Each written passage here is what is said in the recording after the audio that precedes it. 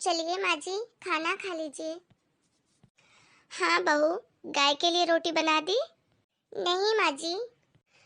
अरे बहू, कितनी बार कहा है, सबका खाना बनाने से पहले गाय के लिए 2 रोटी बना दिया कर। और उसके बाद घर में जो भी खाना बना है, दाल चावल सब्जी, उसके ऊपर थोड़ा थोड़ा सा रख के और फिर गाय को दे दिया कर सुबह सुबह। और वैसे भी बहू, इसके लिए तो तुझे कहीं जाना भी नहीं है। हमारे घर के सामने से तो सारा दिन गाय निकलती रहती हैं। बरसों का नियम है बेटा, इसे कर लिया कर। ऐसे बीच में कोई नियम तोड़ना अच्छी बात नहीं होती है। क्या माँ जी, इस महंगाई के जमाने में ऐसी फिजूल खर्ची कौन करता है? एक तो पैसे की बर्बादी, अनाज की बर्बादी, और दूसरा टाइम भी तो लगता है। रोटी बनाने में मेहनत लगती है, ऐसे ही थोड़ी ना बन जाती है बैठे बैठे बोलने से। ठीक है बहू, तुम चलो, मैं आती हूँ। इनको तो बस खाली घर बैठे बैठे ऑर्डर करवा लो, खर्चे करवा लो। कुसुम, अच्छा हुआ जी आप आ गए। चलिए साथ में खाना खा लेते हैं। अरे तुमने बहू से कुछ कहा क्यों नहीं? बिना कारण के ही तुमको कितनी बातें सुनाकर चली गई। अरे जी, जाने भी दीजिए, बच्ची है अभी वो, धीरे धीरे सीख जाएगी। अरे कैसे चुप रहूं? मैंने कितनी बार देखा है, बहू तुमको कुछ भी बोलकर चली जाती है और तुम उसको जवाब तक नहीं देती। देखिए जी, ये हमारी सास बहुओं की बातें हैं। ऐसी छोटी छोटी बातों पर अब ध्यान मत दिया करिए। देखो जी, क्या आपको इस घर में शांति अच्छी नहीं लगती है? जिस दिन मैंने बहू को जवाब दे दिया ना, उस दिन इस घर की शांति भंग हो जाएगी और मेरे बेटे की बनी बनाई गृहस्थी में आग लग जाएगी जी। इसलिए अगर 4 बातें सुन लेती हूँ तो क्या हो जाता है, आप तो है ना मेरे साथ। और देखिए जी, आज तक मैंने अपनी गृहस्थी अपने हिसाब से चलाई थी, वैसे ही बहू को करने देते हैं।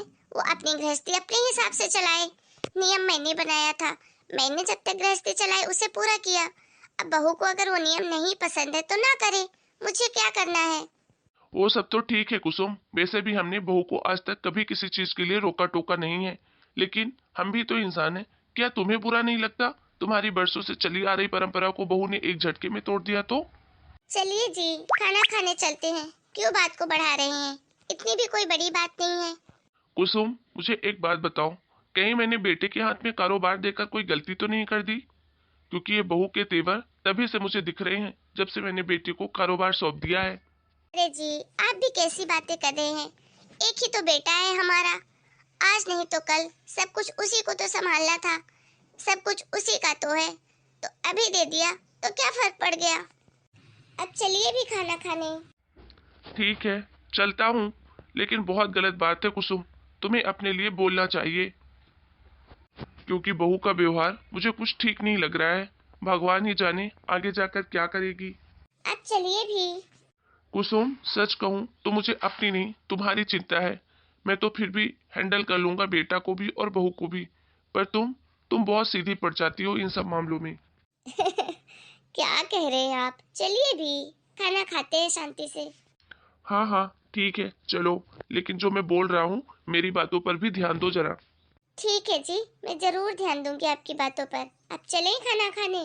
जय श्री राम। ओम गणेशाय नमः। कुसुम, ओ कुसुम।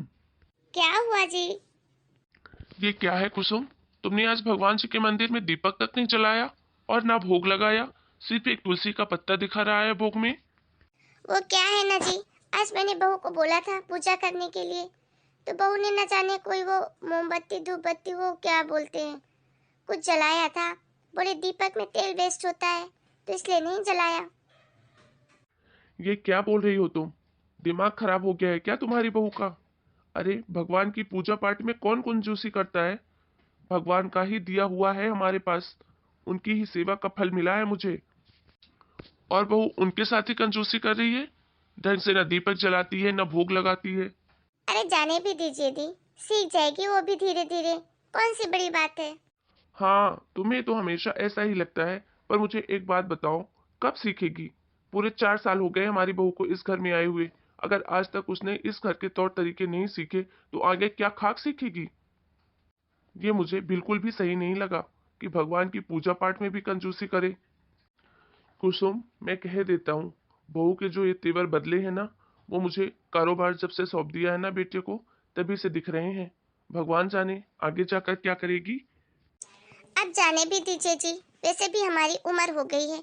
हमारे बेटे बहू को अपनी गृहस्थी अपने हिसाब से चलाने दीजिए। अब हम हर बात पे उनको टोका टाकी करेंगे तो अच्छा लगता है क्या?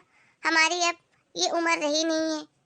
देखिए, अब तो हमें सिर्फ पूजा पाठ और भगवान की भक्ति में ही अपना मन लगाना चाहिए। और आरती पूजा का क्या है? भगवान तो सिर्फ हमारे भाव के भूखे होते हैं, वो हमारा मन जानते हैं। कुसुम, मैं तुम्हें आखिरी बार बोल रहा हूँ कि अपनी बहू को जवाब देना सीखो और अपने अधिकारों के लिए बोलना भी, वरना एक दिन बहुत पछताओगी। कह देता हूँ मैं। अरे सरला, हो गया सारा काम घर का। सुन, जब जाना तो ये लड्डू लिए जाना अपने बच्चों के लिए। माता रानी का प्रसाद है, और वैसे भी बच्चे तो भगवान का रूप होते हैं, खा लेंगे। जी मालकिन, काम तो सारा मैंने कर दिया है, घर ही जा रही थी। तो ठीक है, ले ये लड्डू ले जा, अपने बच्चों को खिला देना। माँ जी, क्या है ये सब? ऐसे कटोरी भर के लड्डू कौन देता है किसी को? अरे बहू, आज नवरात्रि का पहला दिन है, पूजा की थी, उसी का प्रसाद दे रही हूँ। उसके घर में छोटी छोटी बच्चियां हैं, खा लेंगी। वो भी तो माता रानी का ही रूप है। हाँ हाँ, बैठे बैठे बस घर लुटाने की सोचते रहिए आप। सरला, तू जा बेटा, प्रसाद बच्चों को खिला देना। ठीक है मालकिन। बहू, थोड़ा दान धर्म करना भी अच्छी बात होती है, और भगवान का दिया हुआ सब कुछ है हमारे पास, तो हम इतना तो कर ही सकते हैं। माँ जी, मैं तो थक चुकी हूँ आपका डायलॉग सुन सुनकर। भगवान का दिया सब है, भगवान का दिया सब है। अरे भगवान जी आपके घर में गिराने आते हैं क्या? मेरा पति दिन रात मेहनत करता है, तब जाके एक एक पैसा जोड़ता है इस घर के लिए, और एक आप हैं कि जो ऐसे पानी की तरह पैसा उड़ाती हैं। पैसों की कोई कदर ही नहीं है आपको। अरे कितनी महंगाई है, आपको पता नहीं है क्या? जब देखो वही भगवान का दिया सब है, भगवान का दिया सब है। बहू, ये क्या तरीका है अपनी सास से बात करने का। क्या गलत कह रही हूँ पापा जी? आप देख रहे हैं माँ जी कैसे घर लुटाने में लगी हुई हैं। हाँ, सब देख रहा हूँ मैं, और काफी दिनों से देख रहा हूँ, पर अभी तक चुप था कि चलो आज नहीं तो कल, आज नहीं तो कल सब ठीक हो जाएगा। लेकिन अब बस बहुत हो गया। अरे एक दिन क्या प्रसाद दे दिया एक बाई को, तो क्या तुम्हारी तिजोरी खाली हो गई, घर भंडार खाली हो गया? हमने ये घर गृहस्थी कभी नहीं चलाई क्या? और तुम ये क्या ताने दिन भर मारती हो, मेरा पति कमाता है, मेरा पति कमाता है। ये जो इतना बड़ा बिजनेस है ना, और ये इतना बड़ा घर, इसको हमने अपने खून पसीने से सींच कर बड़ा किया है।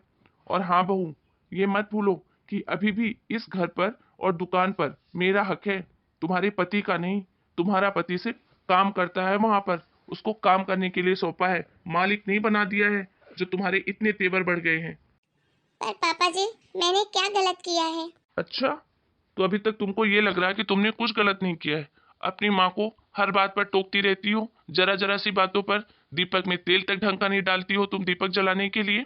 अरे इतनी कंजूसी भी मत करो, और कंजूसी करना ही है ना तो अपने खर्चे कम करो। क्यों? तुम जब चाहो बाहर का खाना मंगाती हो, पिज्जा बर्गर, एक बार में 10-10 20-20 हजार की शॉपिंग कर लेती हो, तब तुम्हारी तिजोरी खाली नहीं होती? तब तुम्हें अपने पति की मेहनत याद नहीं आती है? और हमारे टाइम में हम 4 पैसे किसी को दे दें, एक वक्त का खाना किसी को दे दें, तो तुमको बहुत बुरा लगता है कि मेरे पति की कमाई लुटा रहे हैं। अरे खर्चे कम करो, और बचाना ही है तो उनमें से बचाओ, फालतू की चीजों में ध्यान मत लगाओ। समझ में आया? और मैं आज आखिरी बार तुमको समझा रहा हूँ, दोबारा ये मैं बर्दाश्त नहीं करूंगा। अगर तुमने कविता से ऐसी बदतमीजी से बात करी तो सब भूल जाऊंगा मैं कि तुम मेरी बहू और वो मेरा बेटा है। फिर जाना अपनी नौकरी करने। जब तक हमारे हाथ पांव चल रहे हैं, जब तक हम जिंदा हैं, इस घर और इस शॉप पर सिर्फ हमारा हक है, और हम फिर अपने हिसाब से रहने लगेंगे। फिर आएगी तुम दोनों की अक्ल ठिकाने। जब देखो मेरा पति कमाता है, मेरा पति कमाता है। मुझे माफ कर दीजिए पापा जी, मुझसे गलती हो गई। आइंदा आपको शिकायत का मौका नहीं दूंगी।